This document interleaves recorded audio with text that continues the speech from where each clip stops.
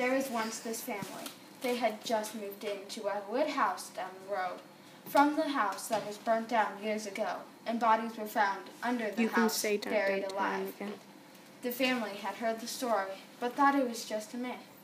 One night, their eldest son heard a noise from the attic. The noise was like a screeching sound. The boy knew it was from the attic, but thought it was probably nothing. On the fifth night, after he heard the sound, he heard it again.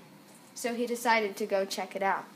When he got to the attic, he saw a black figure with horns, a long tail, and a pitchfork in his left hand. The figure was making that screeching sound he had heard 5 nights ago. Suddenly, he saw the figure staring at him. It had red eyes. He started to run, but each step he took, the figure got closer from before. He got to his room just in time. Then, he laid on his back and closed his eyes. Then after about 10 seconds, he felt a cold, rough hand touch his shoulder. He looked up, right then and there, to see it face to face with him.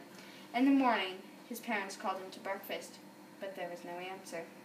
Then his parents went up the stairs to the boy's room and found him dead with a pitchfork in his back, with writing next to him.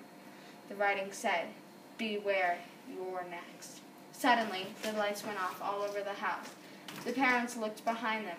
There was a pair of red, oval-shaped eyes staring at them. The eyes turned into a face, then a body, then a pitchfork. The creature cackled a long, loud cackle. It was heard all over the house. The other children came running in and saw a giant devil standing above the family. They screamed and ran, but not fast enough. The house went up into flames.